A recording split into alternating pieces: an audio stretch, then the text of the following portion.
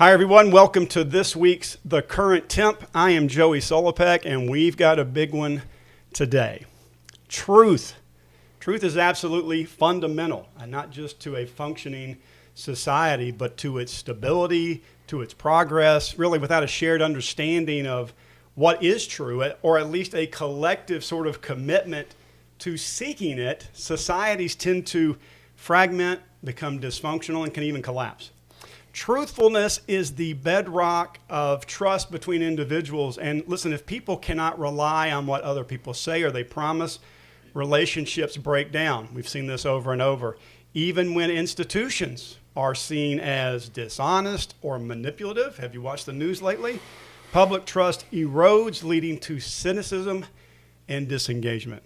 All right, we've got a lot to talk about today, and it's going to be a bit of a deep dive. Thank you for joining us for the Current Temp. I want to thank Lexus of Memphis for being a proud sponsor of our show. Love the product, love the people there. And I love this guy. Joining me today is Reverend Spencer Gallarno. Spencer is a teaching pastor at Grace Evangelical Church. I am honored that you've taken time out to join me today. Thank you for asking me to be part of this conversation. All right, this is going to be a big one. Yeah. All right, listen, we're going to start with this, my friend. Okay. Society grapples with this every single day. It has for centuries. It is a central question that impacts all of our lives. We're going to start with this: what is truth? Now, before we dive in, I think we've got two different ones to talk about: absolute truth and relative truth. Okay. All right.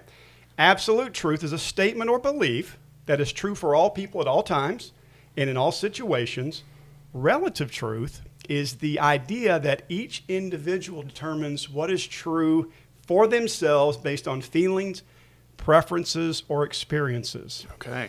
We've got a lot of road to cover, but let's start with that. What do you have to say? I'd like to tackle the second one first, Okay. which is to say let's talk about relative truth, All right. the concept of relative truth, because we've all heard somebody say, "That's my truth." Okay, you live out your truth, I'm living out my truth.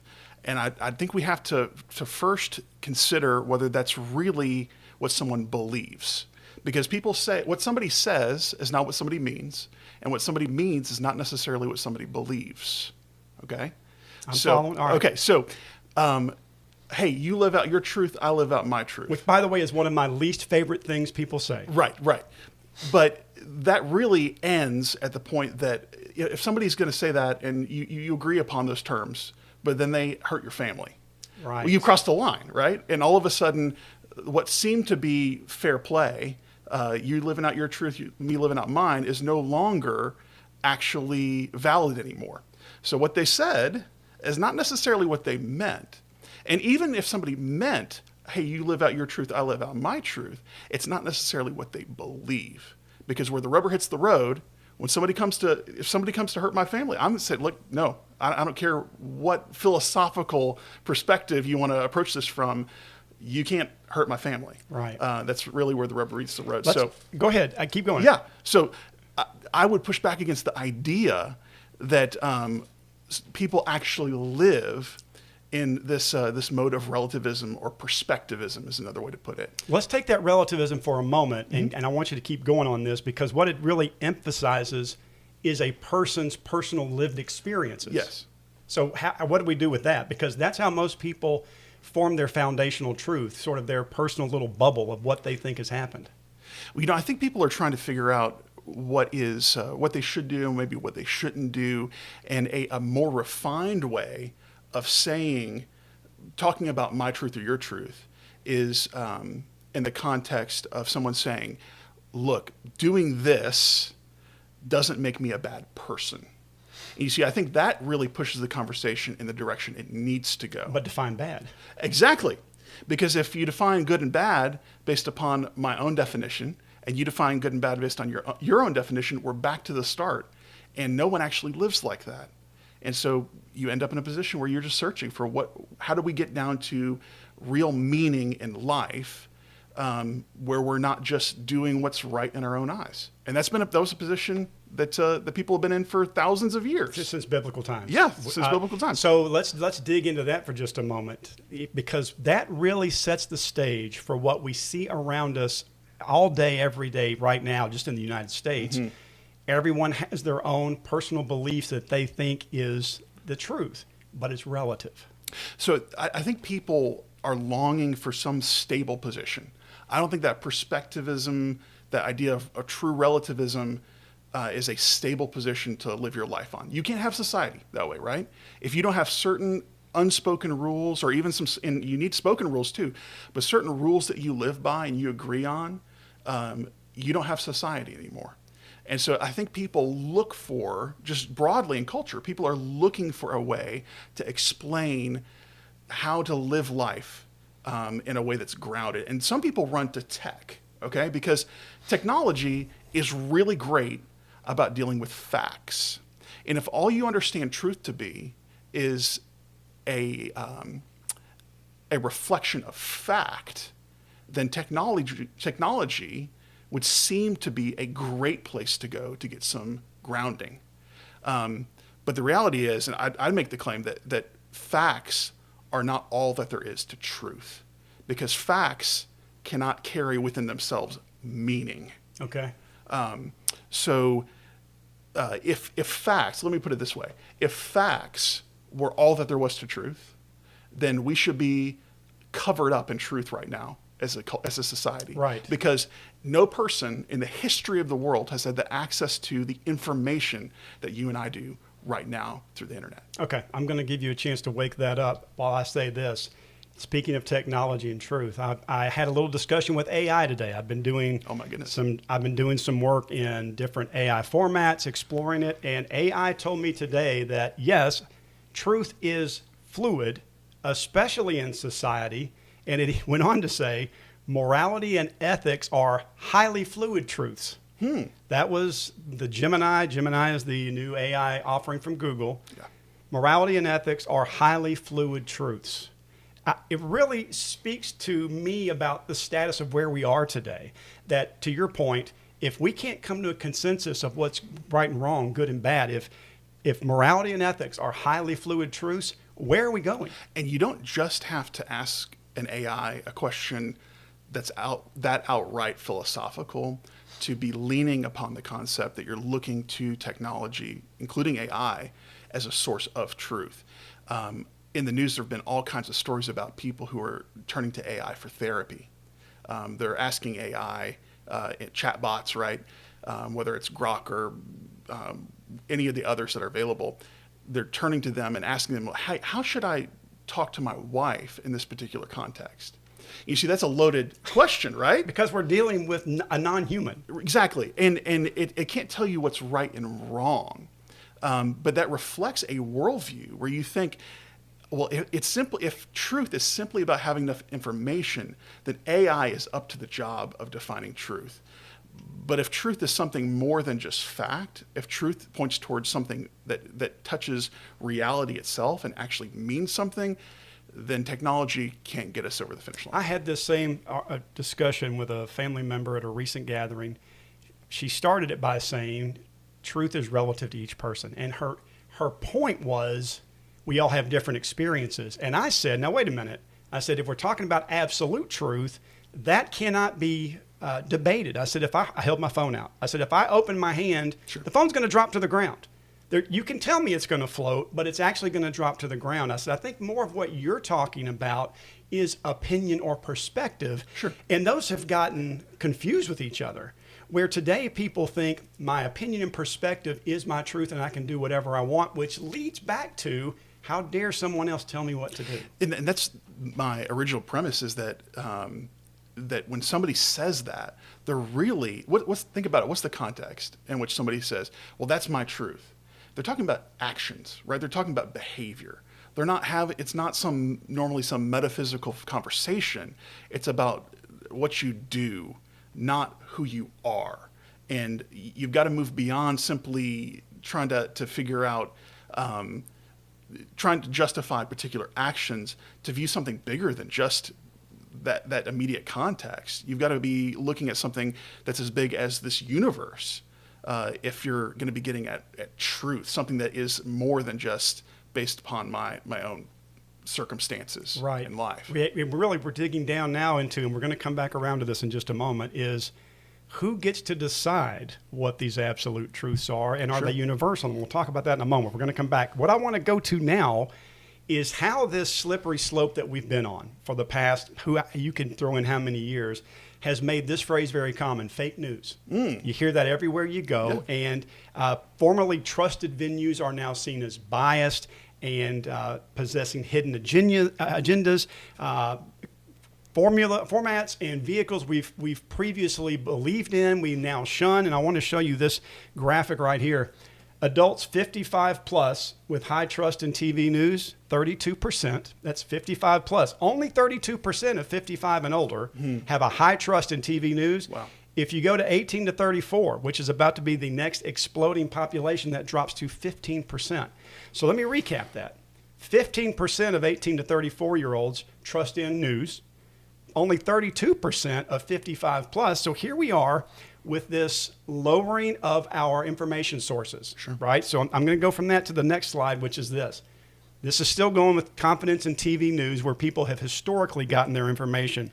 This graphic blows my mind because they categorized it through your voting, right? Democrat, public, Republican, independent. Over 40%, now these are still low numbers. If you're Democrat, 40% said they still had confidence in TV news. Independent said 20%, and Republican were just at 10.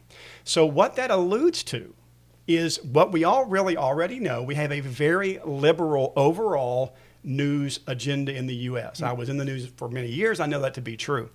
You've got the biggest majority of liberal Americans who still believe in it because they're hearing what we know to be a bit of an echo chamber.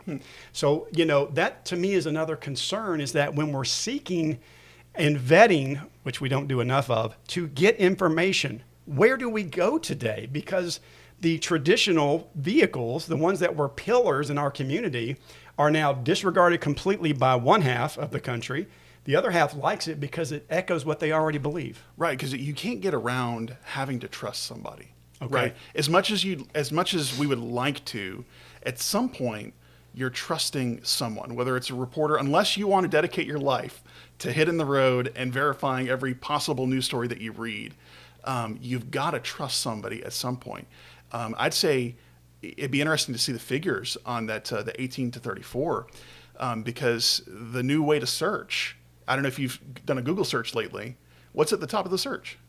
Ads. Well, even above the ads now. I don't know. It's an AI summary of your top articles. Yeah. Well, you're trusting right. that that's accurate. And we know it's not always accurate. No. There are flaws in every system.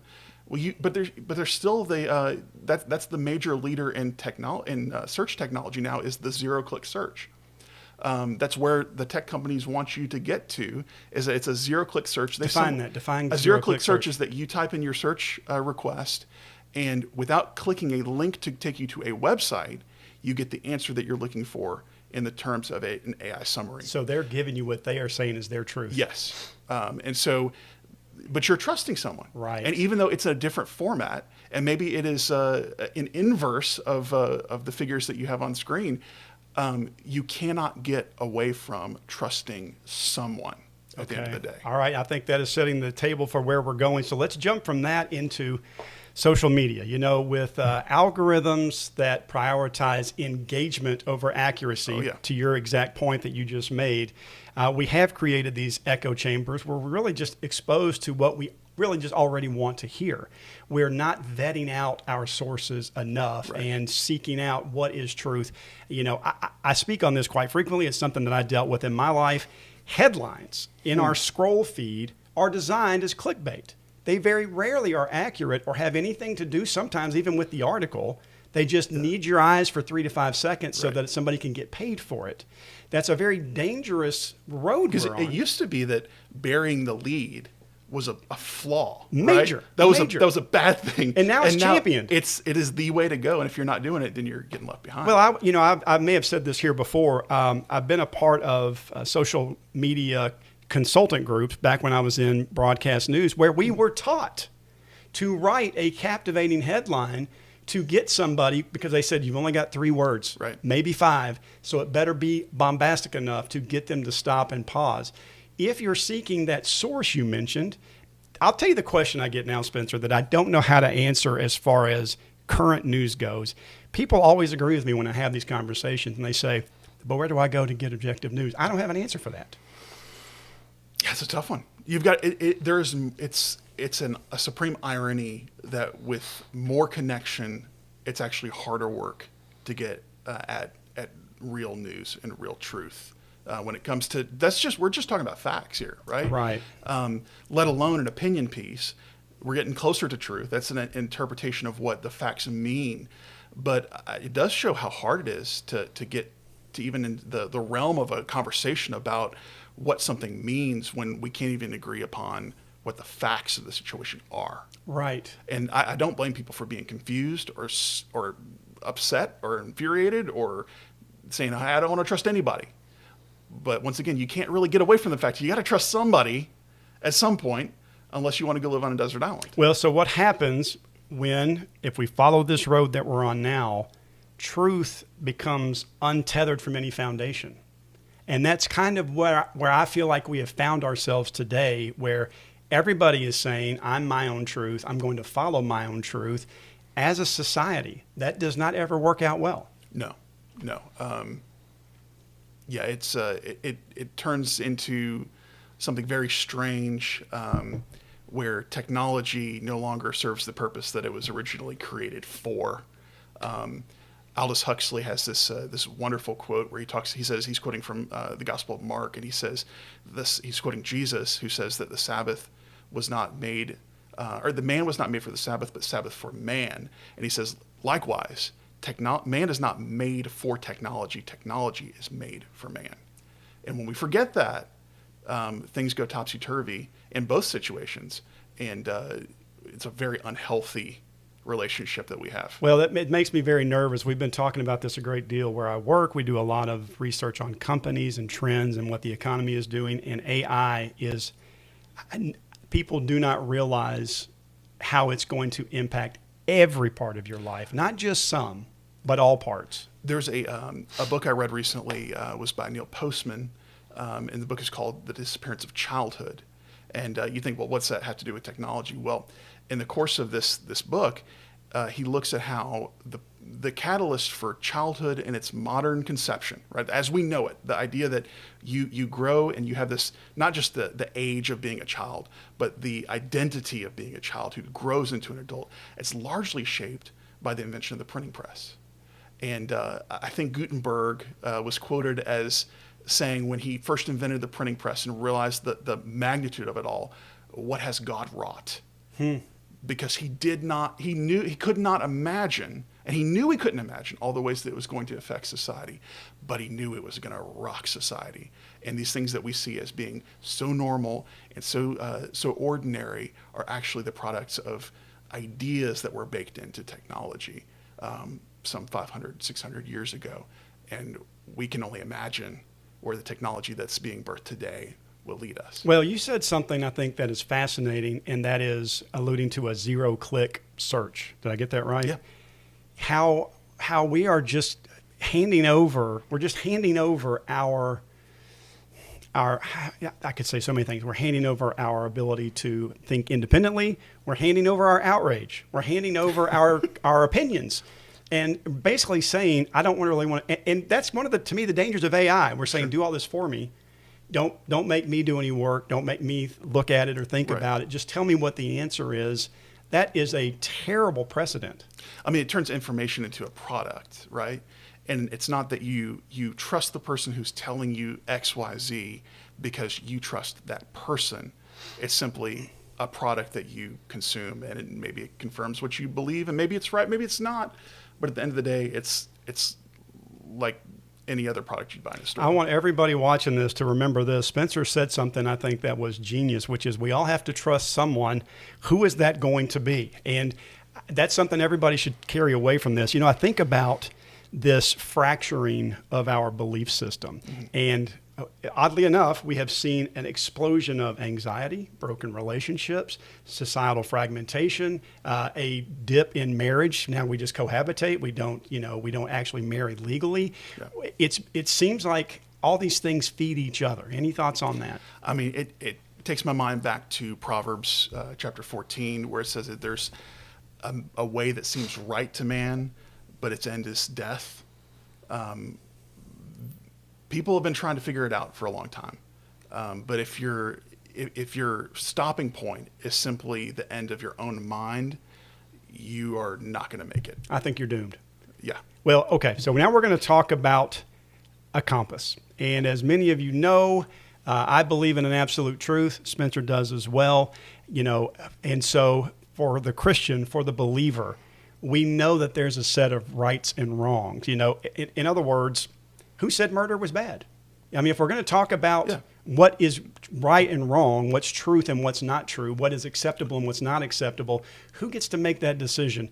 As a believer, I think there are a set of rules that we're to adhere by that actually protect us and don't restrain us. Mm-hmm. And it fundamentally, from a Christian worldview, is set up on the idea that of a creator relationship. Who gets to tell us the way things should be? Well, it's the person who made everything. Right. And that's God. And we can get very accustomed to that idea so that we lose how incredible it is that God would actually speak to us, because that's a further that's moving things even further down the line. That it's not just that we believe that there's a truth that is established by God, but that God could actually communicate it to us. That's mind-blowing. That an infinite being could communicate something to a finite creature like me. That's amazing. And it makes me think of, I was filling a speaking engagement in Colorado a few years back, and just marveling at the Rocky Mountains. It was incredible. The views up towards Estes Park, it was absolutely amazing. You had elk walking through town, and it was just so amazing. And looking around, I was just in awe. But I noticed that the people who lived there, maybe forever, they just saw a bunch of rocks. And it was no longer amazing to them because they had grown accustomed to it. Right. And I think that if we have lots of Bibles sitting around our houses here in Memphis, we can lose sight of how amazing it is that the God of the universe has actually spoken and given us truth in a way that we can understand. As a younger man, I remember thinking as a very immature Christian, how I would chafe against those rules that are instituted in the Bible. And it's almost like, I got to follow these rules. As you get older, you realize that those rules liberate you. You're liberated from sin. It's not that I want the freedom to sin. I really need freedom from sin. And that answers so many questions that if we could agree collectively that there are moral absolutes and move in that direction, it would solve a lot of problems. Well, it's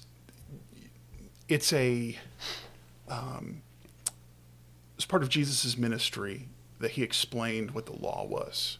Okay. And people don't like to hear the law. But if you say, well, you should love your neighbor. You should love your creator. It doesn't bristle as much, does it? No. But it's a description of the first and second tablets of the law. Right. 10 Commandments, right? First 5, what are they about? Well, the first 4 are about how you relate to your God. The rest are about how you relate to your neighbor. It's the way that you love them. And so that recontextualizes law in a way that we're not used to, because you're right. People hear rules and they go, well, you're telling me what I can't do. But you're really being freed to a life of love. And when there are boundaries, you feel more love. Just like a child, and this is a common situation, kids who aren't given boundaries by their parents grow up thinking they don't love me as much. Right. They don't care enough about me to put safeguards around me and some guardrails. So are there rules that your parents had when you were younger that you did not understand? All the time. Right. Now, looking back, do you see that those were good? Of course. Right. Well, that relates to truth at large, because it's not just that God has said certain things. It's that we have an ability to understand what they mean through his abundant revelation. So there's it was a book written about 100 years ago by a man named J. Gresham Machen, and he was making a point about doctrine. Okay, but in this context, he's like, it's like true things that we find in the Bible. Okay, so when I say doctrine, because I'm going to quote him in a second, Okay. that's what he's talking about. True things that we find in the Bible. He says that Christ died. That's history. We could also say that's fact. Christ died for my sin. That's doctrine. That's truth. Because all of a sudden, it's not just that it happened. We're now talking about what it means. And that makes all the difference in the world. And he says that those are two things that form this indissoluble union. This is why earlier you said it can't just be facts. It can't just be facts, right? Facts will only get you part of the way there. The Bible talks about facts. Yeah. Like we live in a world that proclaims we have a creator, but it only gets you to the point that you're culpable. It doesn't get you to the point where you can be made right with God, just in itself, just those bare facts that you look around in nature and you see. Because anybody can see those. You might suppress them. You might say, oh, no. But we need more than just those facts. We need to understand who God is and how he's made a way for us to be right with him, and that's through Jesus Christ. I'm going to read a quote here. This is from Dostoevsky, who wrote The Brothers Karamazov. Love it. Okay. Yeah. Without God, all things are permissible, which I think is a very strong statement that is pointing towards the need for God, that if we don't have those boundaries, because all things being permissible is not a good thing. It didn't say all things are possible. It said all things are permissible, Right. which can be, as we look around us, can be a road to destruction if you don't have stop measures, things that hold you back, things that restrain you from things that will hurt you. And of course, we know we have that all around us right now. Right. Yeah, that's well said. I love Dostoevsky.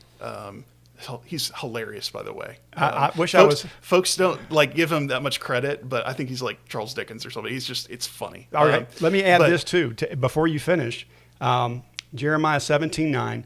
The heart is deceitful above all things. Mm-hmm. Emotions and feelings can't be the basis for truth because they change. No. In fact, in the Brothers Karamazov, there's a pastor, right? And he has this line in there that he loves humanity, but he doesn't like people.